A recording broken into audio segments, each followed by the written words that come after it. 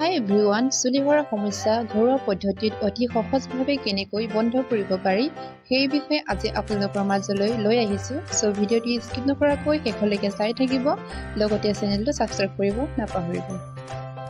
আমাক লাগিব আমলখি, পিয়াজ, মেথিগুটি, জবা ফুল, লগতে লাগিব নাৰিকল তেল। এই সকলোবোৰ বস্তু সৰু সৰুকৈ কাটি লোৱা হৈছে। কটাৰ পিছত তেলৰ লগত ভালকৈ মিক্স কৰি ভজা হৈছে। ভজাৰ পিছত এতিয়া ৰসটো চেপি উলিয়াম। এয়া কালাৰটো চাওক কিমান ভালকৈ আহিছে।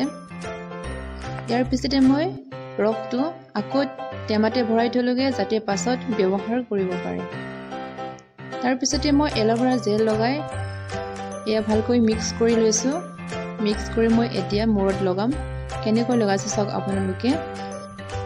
আঙুলিয়ে দি লাহে লাহেকৈ মাছাজ কৰি দিব যাতে ৰসবিলাক গুৰিত পৰি যায়। লগোৱাৰ পিছত 2 ঘণ্টামান আপোনালোকে ৰাখিব যাতে চুলিবোৰ শুকাই যায়। মই এনেদৰে নিজে ব্যৱহাৰ কৰি আছো আৰু আগতকৈ চুলি সৰা বহুতেই ভাল পাইছো। সেইবাবে ভাবিলো আপোনালোককো শ্বেয়াৰ কৰো। যদি আজিৰ ভিডিঅ'টো ভাল লাগিলে like, comment, share and subscribe কৰিব নাপাহৰিব। Thank U.